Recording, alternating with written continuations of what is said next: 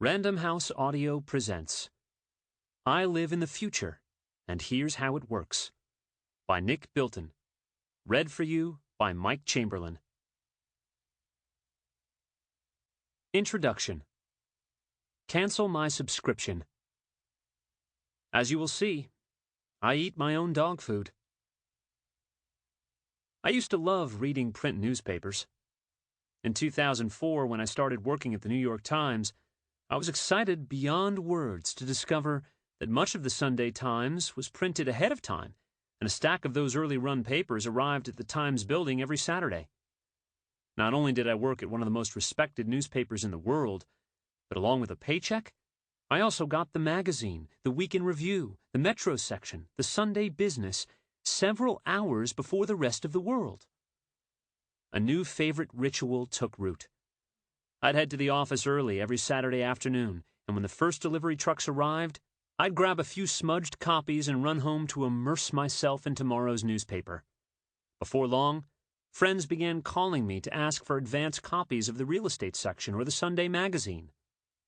Then, a couple of years later, I stopped my Saturday routine. The calls stopped too. One by one, my friends were switching to new reading rituals, replacing the smell and feel of the printed page with a quicker, personally edited, digital reading experience. Even when the paper was free, they didn't want a copy anymore.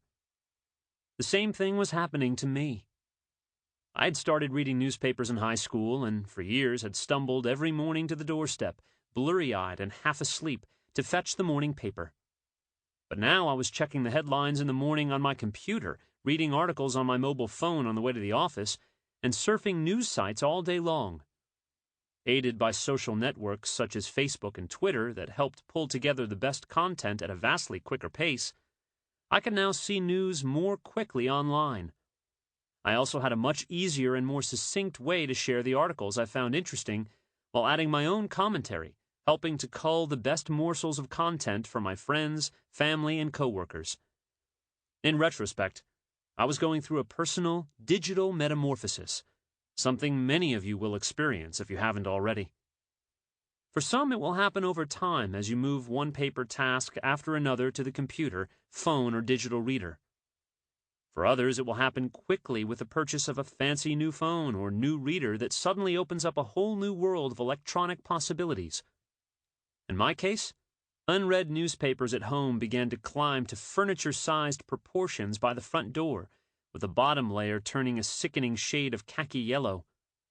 My wife and I simply referred to the growing tower as the pile. Eventually, as the yellowing newspapers continued to collect, I decided it was time to take the plunge. I waited until lunchtime to make the call, checking the sea of cubicles around me to make sure nobody could hear me. I felt like a philandering spouse, and the idea of being a cheater didn't feel good. I picked up the phone and called the Times circulation department. I even tried to disguise my voice in case someone recognized me, adding a tinge of an accent and speaking a little more slowly. "Yes, I'm sure I want to cancel the delivery," I told the rep. "I'm sorry, I just don't read it anymore." Of course, I love the New York Times. The stories are still top-notch, as good as they've ever been. Perceptive, exploratory, thoughtful, and informative. The problem is that the approach just doesn't make sense to me anymore. I understand the concept. The printed paper is a neat package with 100 or so news articles, displayed by subject and order of importance, culled by Times editors, my colleagues.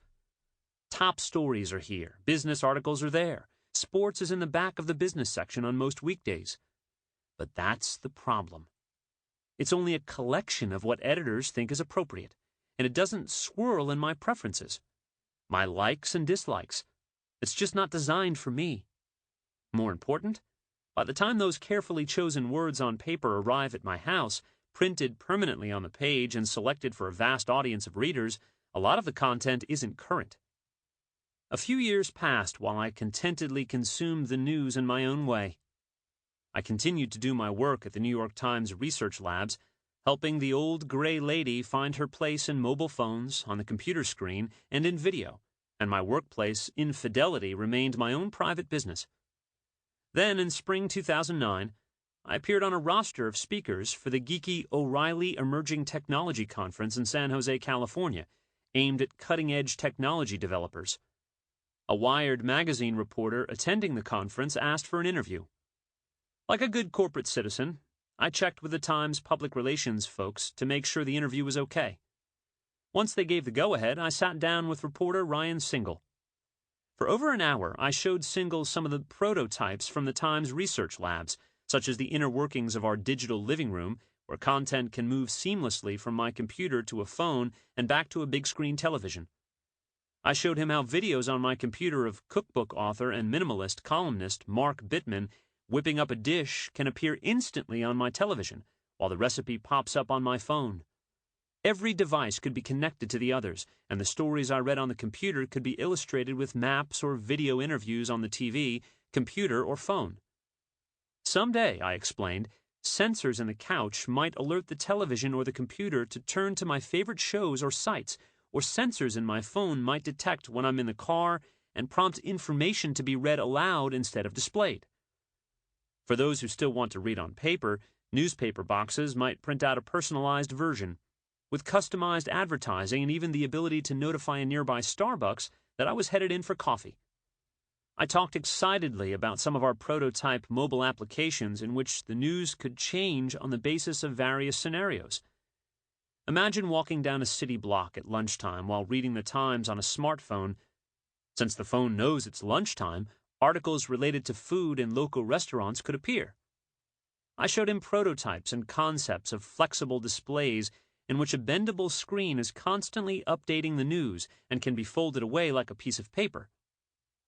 At the very end of the interview, as Singal was getting ready to leave, he asked if I read the print paper. I was briefly unsure how to answer. Should I lie? The decision had been made so long ago that I hadn't recently considered the consequences of canceling my subscription.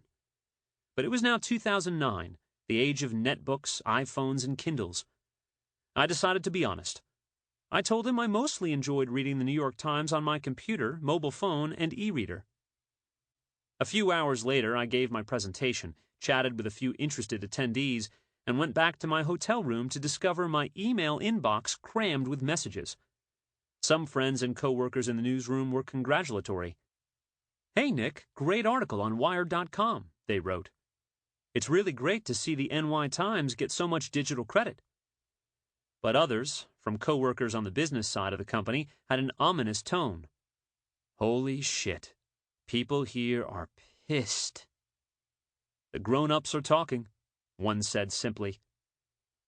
I was mystified about what I possibly could have said to get the grown-ups talking, so I went to Wired.com.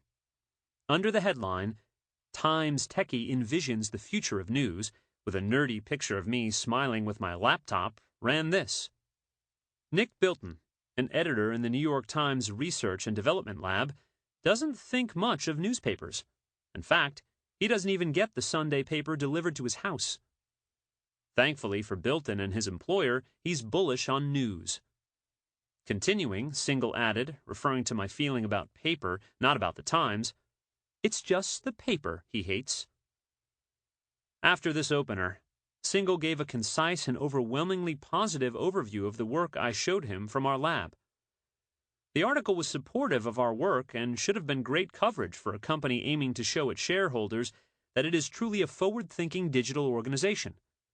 Some of my colleagues were thrilled that the story demonstrated how the paper was focusing on the future. But some of my coworkers and bosses were incensed that I had publicly confessed to shunning the core product of the Times. Some even believed that I might persuade other readers to cancel their subscriptions as well.